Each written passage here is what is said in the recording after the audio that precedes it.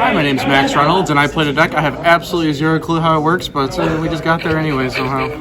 So I played Predaplant, just pure Predaplant. I wanted a deck in this format that didn't lose to Floodgate Trap all that hard. So I wanted something that could fusion, and this was just probably the easiest choice because it could still Guardian Chimera, and that card's just really strong in a format like this. That was insane. I played 3 Bufo and 3 Mantis Toboggan. These cards, I mean, like, this one nobody really plays a bunch of, from what I could tell.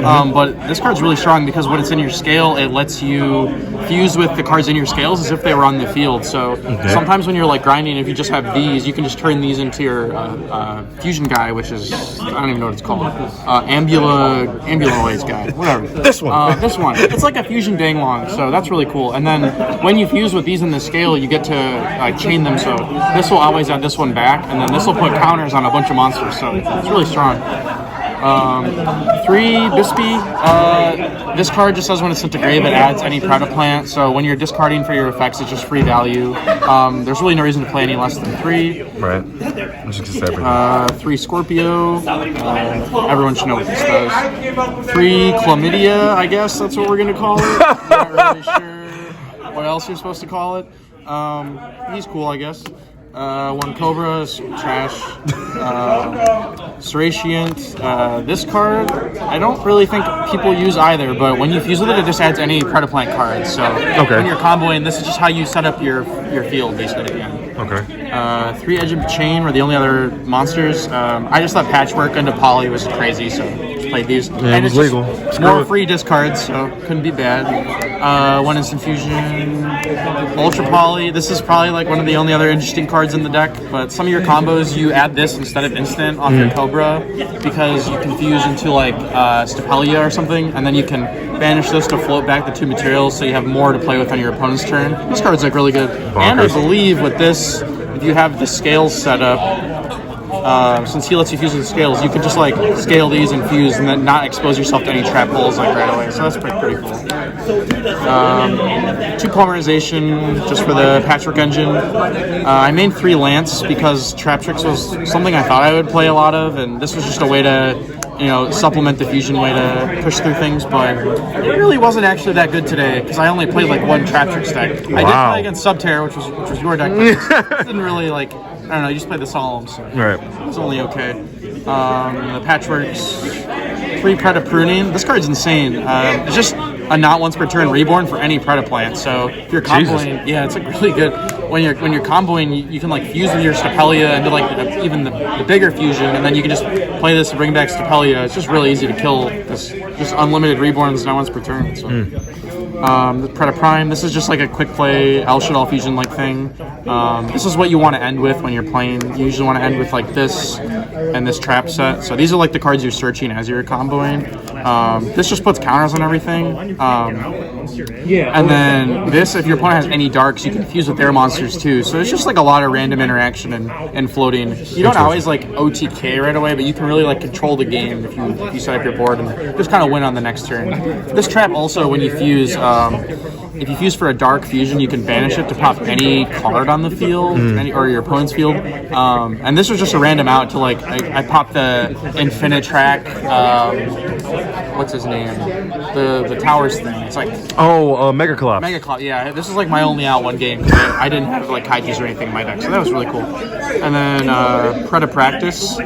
This is probably the best spell in the deck. It just summons any of them from hand and then adds any Predaplant card from your deck to your hand. So even if you just have like him and Scorpio, you can play this, summon Scorpio, and then this will resolve before you even have to trigger this. You can add 1 and then still resolve it. So nice little 2-card combo.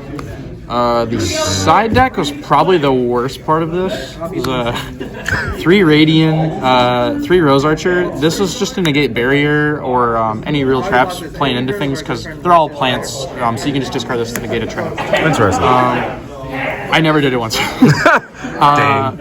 I sided 3 System Down because Cosmo's the best deck in this format, and if you don't have an out to Cosmo, you're just gonna lose. I bet nobody else in the tournament sided this fucking card. So, I also thought it would be neat against like Cyber Dragon, but yeah, it was mainly like if I play Josh, I'm gonna need some help. Sided 3 Raigekis, Probably should have been like Solemn Judgment. I legitimately couldn't find any. And then 3 twin for the Trap Chicks deck. Gotcha. And then the extra deck. 2 of the Ambuloides guy. You need 1 for the first turn, and then on the second turn, just you like search off the buy list on their turn. So you just need another monster to make, and then since the turn is passed, you'll probably have Predaplant counters on their monsters, so you can use this to tribute their monster to summon from deck. So it just clears cards, and it's really important for grinding. 2 Guardian Chimera. This was probably the best card in the deck. Even if I didn't fully know what I was doing, this was just a nice ace in the hole to have, just to play into stuff. Because you can like always chain block it. And if you summon it with the Scale Bufo, this is still from a spell effect, so you still get to pop cards, which is like one of the only other ways in this deck to trigger it besides polymerization, because the Chlamydia guy only fuses via monster effects, so you just can't do that. Okay. 2 Chemorophlasia. I'm not even sure what this does. Moving on. Moving on. This guy's like your boss monster. You make him with any Predaplant, fusion, and then another fusion.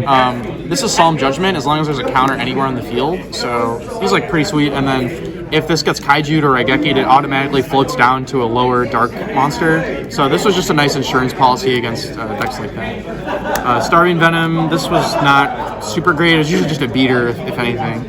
2 Stapelia. This is what I made the most against Trap Tricks. Like if you have this with Predaplanting set, whatever that is, this one. You can go like on their first monster, you can just flip planning because you have to do on the first one, otherwise Sarah's just unaffected by it. So if you play in the first, it makes a level 1 and negates the effect. So it usually denies like the field spell or another body. And then if they link to the Sarah, you can just negate the Sarah with the Stapelia. So they need a really strong hand to play through everything.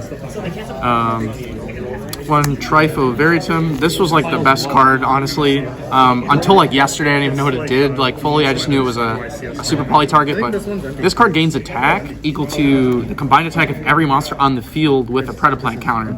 So when you're playing into a board and you fuse with like your scales and the one guy pops counters everywhere, you can just put them on your opponent's cards. Mainly against the Trap Tricks matchup, this was relevant. You could like target all the Dianeas and the Mermelios, and then this thing was just at like 82 one round and just like one-shot them over the Sarah. So that was really good. This card, I couldn't tell you how to summon this, what it does, but Jeff said I needed it. Now it's over there.